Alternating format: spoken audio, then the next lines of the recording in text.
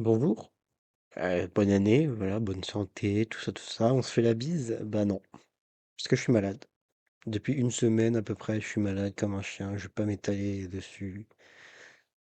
Et du coup, bah, cette vidéo, j'ai mis beaucoup de temps avant de me dire de la faire, parce que je voulais pas la faire en étant malade. Là, ça va un peu mieux, mais toujours un peu malade, voilà. Et donc, on se retrouve pour une vidéo annuelle, une vidéo que je fais toutes les fins d'année depuis 2019. Voilà. Et bah, on se retrouve pour le top 10 des films de l'année. Et oui. Et plus les années passent, plus c'est compliqué parce que il y a moins de films qui m'intéressent. Je vais beaucoup moins au cinéma aussi puisque bah là je suis chez mes parents en ce moment et du coup j'ai moins la possibilité d'y aller. Surtout comparé aux autres années, bah il y a moins de films qui m'intéressent comme je l'ai dit, hein. Parce que c'est tout le temps le même truc, soit des suites, soit des reboots, soit des live action, on n'en peut plus de ça. Le cinéma va peut-être mourir durant ces prochaines années, donc faut en profiter. Voilà. Et c'est pour ça que heureusement qu'il existe les DVD, tout ça, et les anciens films chefs-d'œuvre, tout ça, tout ça. Et cette année, le top 10 sera différent puisqu'il y aura trois parties. Les deux premières parties sont assez courtes, puisque ça sera en première partie les flops des films que j'ai vus cette année. Parce que oui, ce sera pas le flop des films de l'année, même s'il y en a quelques-uns, mais ce sera aussi les flops des films que j'ai vus cette année. C'est-à-dire des films qui sont pas forcément sortis en 2025 et que j'ai vus cette année. Et mon Dieu, il y en a. J'en ai choisi que 5 pour pas que la vidéo dure trop longtemps, mais mon Dieu, j'ai vu des merdes cette année, c'est ahurissant. Après le flop, il y aura les mentions honorables, donc les films que j'ai bien aimés, mais qui n'ont pas leur place dans le top 10, puisqu'il y a mieux cette année. Et enfin, il y aura le top 10 de l'année. Et on va commencer tout de suite par les flops de cette année. C'est parti. Ok, alors le flop, on commence. Je vais pas m'attarder sur les films. Sachez juste que si je les ai mis dans le flop, c'est que je les ai détestés, et il y a des bonnes raisons pour ça. Notamment le premier qui est le dernier Mission Impossible, donc Mission Impossible The Final Reckoning.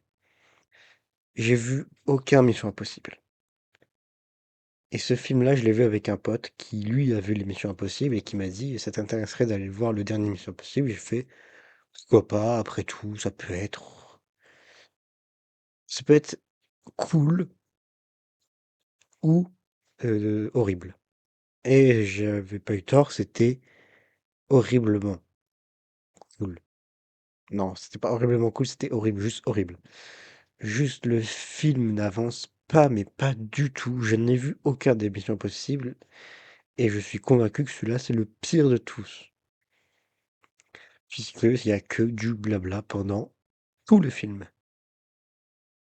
Pendant tout le film, les personnages parlent et ça fait des références aux autres missions impossibles puisque c'est le dernier et du coup, il faudrait en revoir la saga, tout ça, tout ça.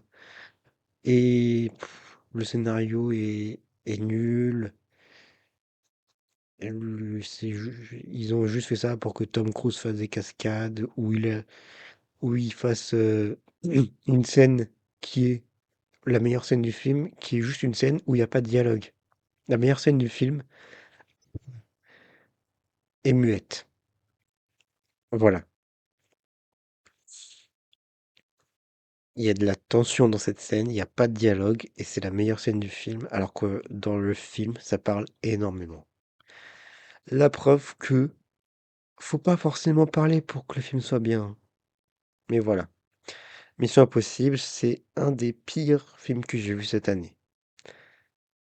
Et ensuite, on a Bright. Et j'ai pas envie de m'étaler dessus, c'est un film de drogué juste. Vous voyez par vous-même, j'ai pas envie, voilà. Mais Bright, vraiment, c'est un des pires films tous les temps. Ensuite, on a Insaisissable 3. Le D, c'est décevant, Insaisissable 3, puisque moi qui adorais les deux premiers, le 3 est juste catastrophique. Voilà. C'est dommage, hein, parce que il aurait pu avoir des bonnes idées dans ce film, mais non, non. De toute façon, c'est pas le même réalisateur que les deux premiers, donc déjà, tu sais que ça va être nul. Et en plus, ils vont faire un quatrième, du coup, hein, puisque ça a bien marché, puisque les gens aiment manger de la merde. On l'a vu avec Stranger Things, hein, je vais pas en parler, mais moi, la fin de Stranger Things, c'est non. Mais du coup, bah, vu que les gens aiment manger la même merde tout le temps, bah, ils vont faire un 4, un 5, et ça va devenir une saga de merde, comme Fast and Furious. Voilà, voilà. Ensuite, on a Red Notice. Alors ça, les gars, j'ai jamais vu un film aussi nul à chier. C'est bon pour vous? Pourtant, j'en ai vu des films nuls à chier, hein. Mais celui-là, les gars, il est pire que tout ce que je vous ai cité, hein. Non, peut-être pas que Bright, mais Insaisissable 3 et Mission Impossible sont moins pires que Red Notice, tellement c'est nul à chier. Vraiment, ne regardez pas ça, hein. Et enfin, on a The Great Wall, ça c'est juste un délire chinois où des hommes en costume, en cosplay des Senseiya combattent des démons que- qui attaquent la Grande Muraille de Chine. Voilà, voilà. Ça, c'était le flop. On va passer aux mentions honorables maintenant. Bon, alors là, pour les mentions honorables, je ne les ai pas classées. Il y en a trois films que j'ai plutôt bien appréciés, mais bon, faut pas abuser qu'ils soient dans le top 10. Même si, bon, je regarde mon top 10, c'est vraiment pas très original. Mais ces trois films-là, franchement, je les ai bien kiffés. Mais je les ai pas. Donc, c'est pas du meilleur au. C'est pas du pire au meilleur que je les ai classés, j'ai juste mis trois films. On commence avec Thunderbolt. C'est pas une blague. C'est l'un des meilleurs Marvel depuis longtemps. La dernière phase, elle est tellement nulle à chier que le meilleur film de la phase parle de dépression. Voilà. Je suis allé le voir avec un pote. Esteban, tu te reconnaîtras. Mais vraiment, je vous dis, j'ai pas pris une claque sur Marvel depuis facile, je sais pas combien de films. La dernière claque que j'ai eue en regardant un film Marvel de super-héros, ça devait être le dernier Spider-Man. Et encore après, j'ai vu pas mal de films de super-héros après, hein.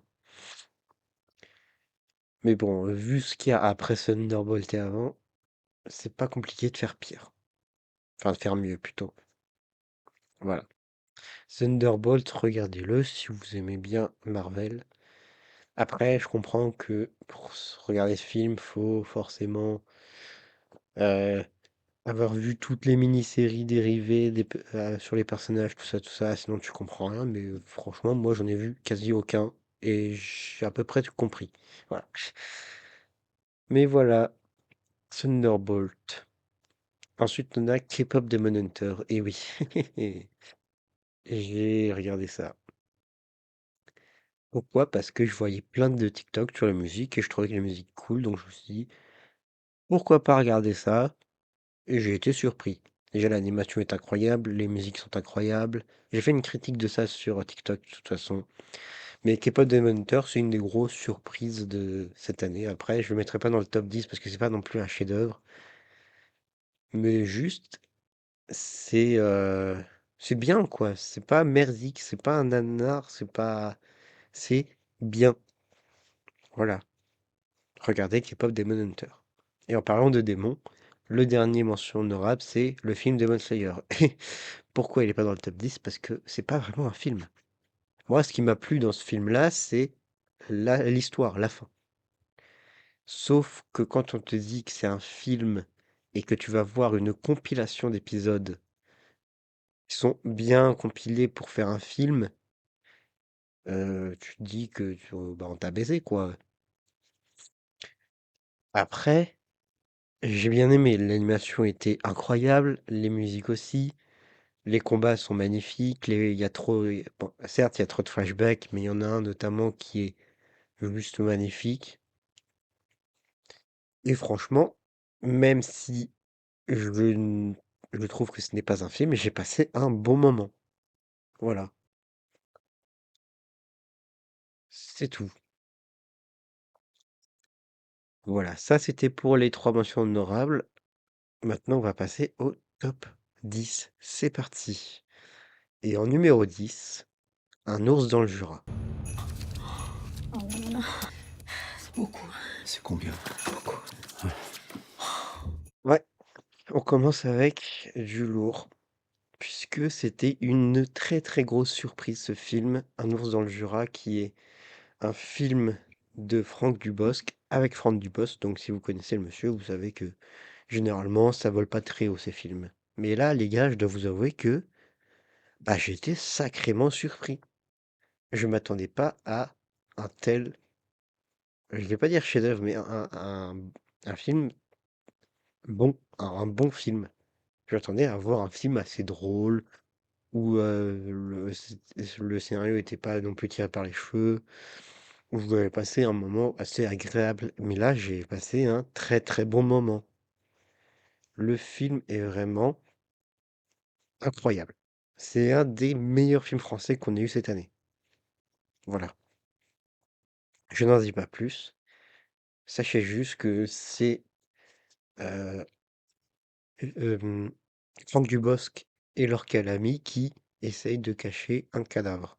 C'est tout. Alors, c'est pas tout, mais le pitch de base, c'est ça. Voilà. Du coup, allez voir Un ours dans le Jura et dites-moi ce que vous en avez pensé. Voilà, voilà. Ça, c'était le numéro 10. Et maintenant, en numéro 9, le joueur de Go. De quoi accusez-vous mon père exactement? C'est Shibata qui a commis ce vol, dans le seul but de vous piéger. Je le traquerai jusqu'au bout du monde s'il le faut. Je vais vous avouer un truc, c'est que le cinéma japonais, je parle des films japonais, pas des dessins animés japonais, ça m'attire pas beaucoup. C'est-à-dire que j'ose vraiment pas regarder des films japonais parce que j'ai peur de pas comprendre le délire, tout ça. Je sais qu'il y a des classiques dans le cinéma, même le cinéma asiatique de base, j'en ai vu quasi aucun film d'Asie. Tout ce qui est les films coréens, les films japonais, les films chinois, j'en ai vu quasi aucun. J'en ai vu quelques-uns quand même, mais voilà. Mais quand j'ai vu la bande-annonce de ce film, je me suis dit, ça peut être sympa, un film dans un Japon traditionnel avec des samouraïs, tout ça. Ça peut me parler, et évidemment, ça m'a parlé. L'histoire de ce film est assez simple, c'est juste un, un ancien samouraï qui, qui passe ses journées à jouer au Go, euh, et qui va apprendre que le l'assassin de sa femme a été retrouvé. Et donc il va partir à sa recherche pour se venger. C'est tout. Et vraiment, ce film, du début à la fin, j'ai bien aimé. C'est pas non plus un chef-d'œuvre, mais c'est un bon divertissement. Voilà, c'est c'est tout. C'est un des meilleurs films que j'ai vu cette année. Je pourrais le revoir, mais j'ai vu mieux quand même.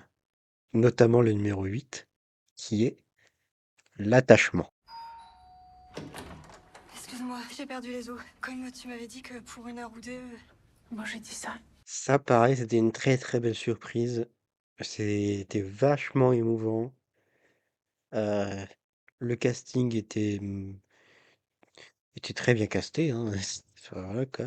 Je suis allé voir avec ma mère en me disant, bon, c'est un film français. Je m'attends pas à grand-chose et vraiment, bah, j'ai vachement été surpris, quoi.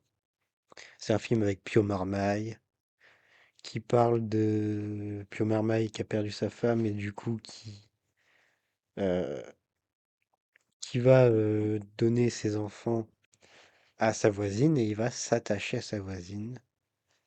Et il y aura plein de trucs. Voilà, ça c'est le pitch de base, hein. Et vraiment, ce film, c'était un petit bijou. Voilà. C'est un film que tu regardes si t'as envie d'être ému, si t'as envie de pas trop te prendre la tête, si t'as envie de voir un truc assez simple, assez gentil. Et franchement, ça fait le taf. Donc voilà. L'attachement, c'est un des meilleurs films français qui est sorti cette année très facilement. Voilà, voilà. Ensuite, pour le numéro 7, j'ai mis Mickey 17. Oui, je voulais quitter la Terre. Vous postulez pour devenir un remplaçable? Vous avez lu tout le formulaire. Ouais. J'aurais dû tout lire. Alors, dois vous prévenir que Mickey 17, c'est le deuxième film de Bong Joon-ho que j'ai vu. Et j'en ai vu trois des films de Bong Joon-ho. J'ai vu Mickey 17, et du coup, j'ai vu Snowpiercer, et récemment, je me suis fait Parasite. Les trois films, je les ai adorés.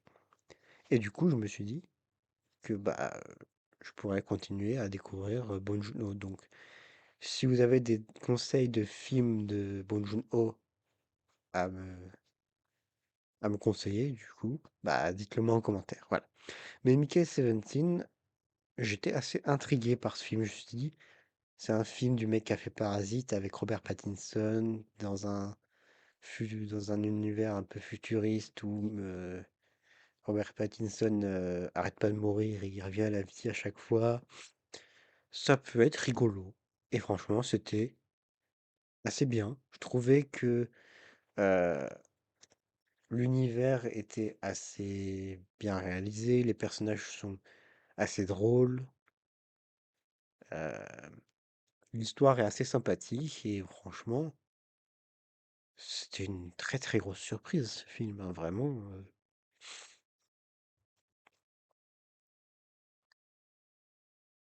C'est peut-être un de mes plus gros coups de cœur cette année.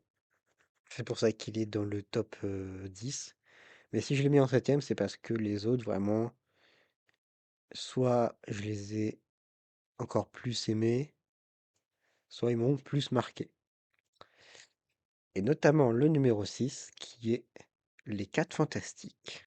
Ils sont célèbres dans le monde entier. Veuillez applaudir vos amis les 4 fantastiques. Alors, dès l'annonce de ce film, avec les premières bonnes annonces et les premières affiches, j'étais hype à fond. Faire un 4 Fantastiques dans l'ambiance des années 80, avec un casting 4 étoiles, avec notamment Pedro Pascal, Vanessa Kirby, Joseph Quinn, tout ça, c'est oui pour moi. Et en plus, fallait le voir en 3D. Et Dieu sait que j'aime pas du tout la 3D parce que je trouvais que ces dernières années, enfin les derniers trucs que je suis allé voir en 3D, je trouvais que 3D était nul, ça servait à rien à part que quand t'enlèves tes lunettes, tu vois flou. Là, la 3D était vraiment très très bien réussie. Tu voyais la perspective des personnages, notamment avec le personnage de Galactus. C'est ça qui fait tout le charme de la 3D des 4 Fantastiques. Et vraiment, je me suis dit, c'est peut-être le meilleur film en 3D que j'ai vu de toute ma vie. Après, j'ai pas beaucoup de souvenirs des autres films, mais franchement, c'est un des seuls films où je me suis dit, la 3D, c'est vraiment la 3D.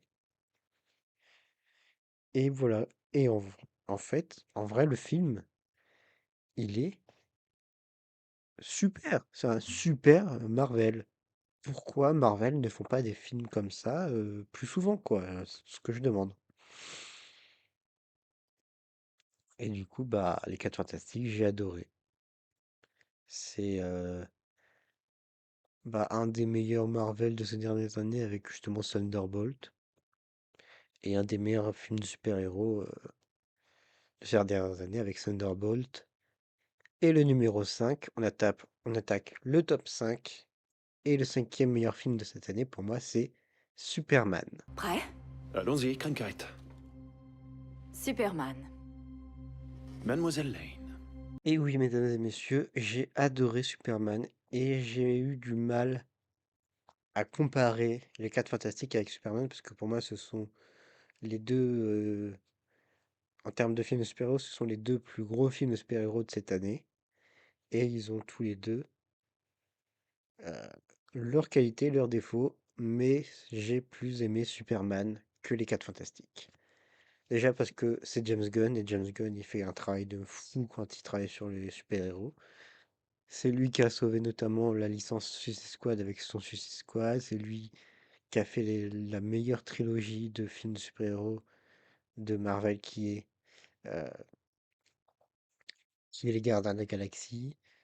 Et là, il vient te sauver Superman avec un film qui est juste incroyable. Il y a des idées dedans, notamment une scène où Superman tourne en rond avec ses yeux laser. Je trouve ça hyper ingénieux. La scène avec Mister Terrifique qui fait du 1v je sais pas combien euh, avec la musique, c'est juste incroyable. Et bah, juste, Lex Luthor est un gros fils de pute, mais ça on le savait déjà. C'est juste magnifique en fait, Superman, c'est juste un putain de film de super-héros comme on aimerait en avoir tous les jours, quoi. Je comprends pas pourquoi les réalisateurs qui font des films de super-héros font de la merde. Je suis désolé, mais si tous les films ressemblaient à Superman de James Gunn, on accorderait plus d'estime aux films de super-héros. Voilà, c'est tout ce que je voulais dire. Superman, c'est vraiment une des plus grosses claques de cette année. C'est pour ça qu'il est numéro 5. Puisque le numéro 4, c'est On ira. On dirait qu'il y a des rongeurs qui ont mangé tous les fils. Non, non, c'est pas les nonnes, hein. Les nonnes ils mangent que des céréales, donc commencez pas avec les nonnes, hein. Alors, On ira, c'est comment dire, le film qui m'a versé le plus de larmes de tous les films de cette année. Voilà. Et vraiment, c'est un film où je m'attendais pas à un tel film, quoi. C'est drôle, c'est émouvant, parfois c'est sérieux, c'est juste magnifique. Pour ceux qui savent pas, c'est le premier film de la fille de Olivier Barrault, qui est celui qui a réalisé Les Tuches, si je dis pas de conneries. Et du coup, voilà, c'est le Olivier de Cad et Olivier, voilà. Et du coup, bah, quand sa fille a fait son premier film, je me suis dit, ok, ça peut être sympa. Déjà que j'avais vu ce qu'elle faisait sur Internet avec sa série Fleur Bleue, je trouvais ça assez rigolo, Fleur Bleue, j'ai bien aimé de ce que j'ai vu. Et là, je me suis dit, bah, c'est son premier film, allons voir ça. Et j'ai été surpris, puisque la fin m'a fait chialer. Voilà. Je ne veux pas vous en dire plus, mais si vous n'avez pas vu On ira, allez le voir, c'est l'un des meilleurs films français de cette année.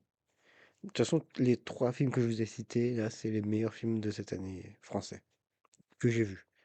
Parce que peut-être qu'il y en a d'autres, des films français bien, mais que j'ai pas eu l'occasion de voir. Mais là, les 3 films français que j'ai vus, ce sont des bijoux. Voilà. Et on attaque le top 3.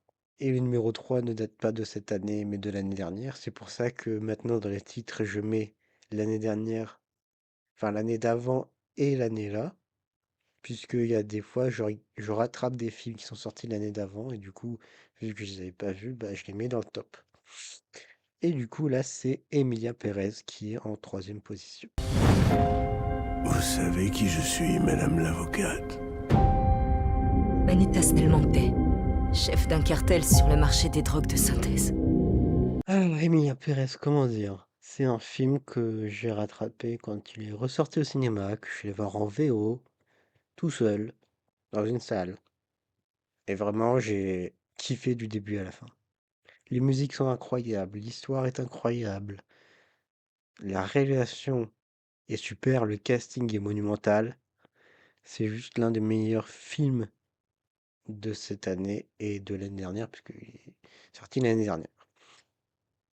Mais du coup, ouais, Emilia Pérez, grosse claque. Vraiment, en plus, je l'ai revu il y a pas longtemps. J'aurais préféré garder le souvenir que j'en avais du premier visionnage parce que, bah, vu que je l'ai vu pas longtemps après mon premier visionnage, bah, je connaissais un peu tout. Ce qui a un peu tout gâché, mais c'est pas grave, ça reste quand même un classique. C'est juste un des meilleurs films qui est sorti ces 10 dernières années. C'est une des meilleures comédies musicales que j'ai vues et je n'ai pas vu beaucoup des comédies musicales. Et bah voilà quoi, c'est une grosse surprise. C'est pour ça qu'il est en top 3. Parce que les deux prochains sont encore mieux. Surtout le deuxième. Ah là là, le deuxième. Puisque en deuxième position, c'est Chainsaw Man, le film. L'arc de Rez.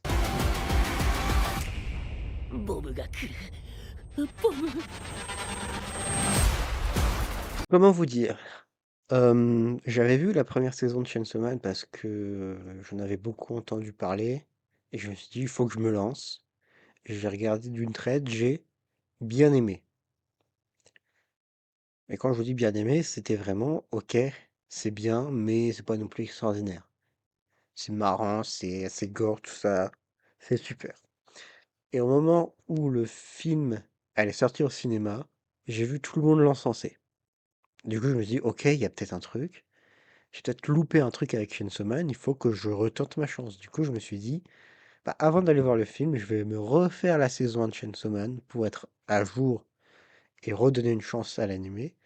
Et j'ai surkiffé, c'est devenu un de mes animés préférés.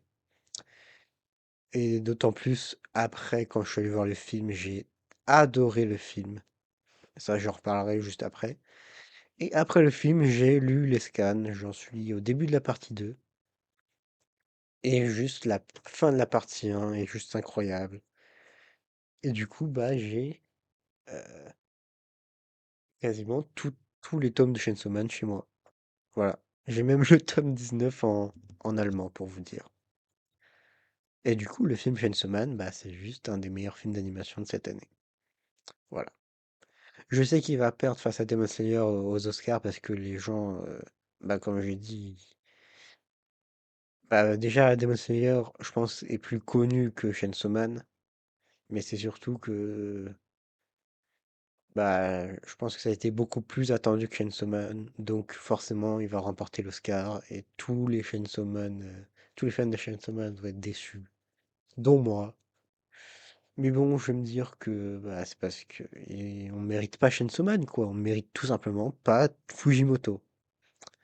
Et franchement, j'ai revu le film il y a pas longtemps. Bah, je l'ai vu le même jour où je me suis fait Parasite. C'était au Nouvel An, je crois. Nouvel An, je me suis fait le film Chainsaw Man, Parasite. Deux chefs-d'œuvre.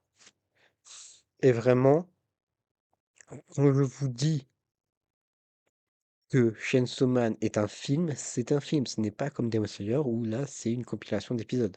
Là, c'est un film. C'est-à-dire que je ne vois pas quand est-ce que ils auraient pu couper pour faire des épisodes. C'est-à-dire qu'il y a un début, un milieu, une fin, et juste l'histoire s'arrête pas. Le début, la première fois que j'avais vu le film, je me suis dit, ok, le début est un peu long. C'est pour ça qu'il n'est pas non plus parfait le film. Mais au deuxième visionnage, je me suis dit, en fait, mais je suis un fou. Le début est juste parfait. Il n'y a pas une longueur dans ce film. Et vraiment tout ce qui se passe pendant le deuxième acte du film. Parce que tu as un premier acte où c'est vraiment le début du film et au bout d'un moment, pouf, ça part. Au bout d'un moment, boum, ça part, je voudrais dire même. Mais du coup, voilà quoi. Sachez que ce film en manga, il fait 2 tomes.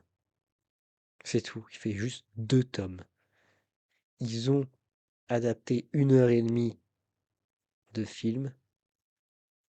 Ils ont adapté deux tomes en 1 heure et demie de film. Voilà. Et voilà. Nous, on a eu un film, pendant que Demon Slayer, ils auront 3 compilations d'épisodes de 2 heures et demie. Et ouais. Chainsaw Man, c'est l'un des meilleurs films de l'année, l'un des meilleurs films d'animation de tous les temps. On ne mérite pas Chainsaw Man, je le répète, on ne mérite pas Chainsaw Man. Mais est-ce qu'on mérite le premier film? Le meilleur film de l'année pour moi et pour beaucoup d'autres, hein, puisque je suis tellement pas original que tout le monde a adoré ce film cette année, puisque le numéro un, c'est Une bataille après l'autre. Où le soleil brille. Attendez, en ouvrant grand les yeux. Bonjour. Il n'y a pas d'aiguille sur l'horloge. Pourquoi? Parce qu'elles sont inutiles. Quelle heure est-il? Ah, putain. Écoutez, non, parce que je me souviens plus de cette partie-là. Allez, on enchaîne. On n'est pas à un mot de passe près. Et oui, le meilleur film de l'année, mon film préféré de l'année, c'est Une bataille après l'autre de Paul Thomas Anderson, avec DiCaprio. C'est juste une tuerie ce film. Là où Chainsaw Man, où je disais au début que Chainsaw Man mettait du temps à partir, là ça part direct.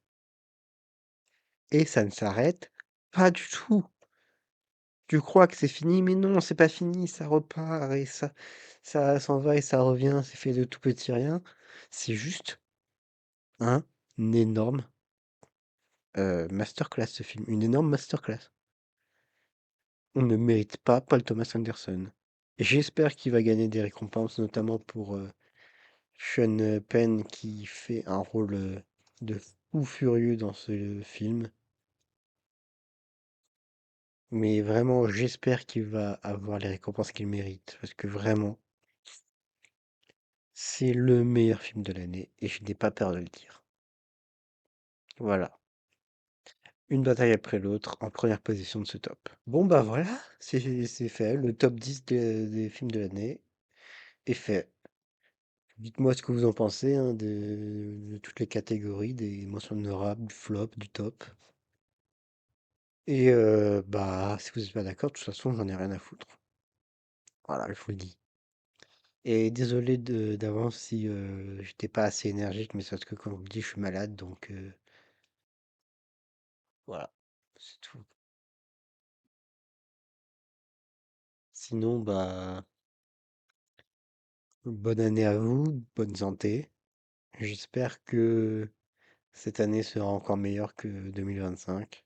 On espère. En termes de cinéma, il y a des grosses productions qui arrivent là. Et bah sinon, on se dit à la prochaine pour de nouvelles vidéos. Salut!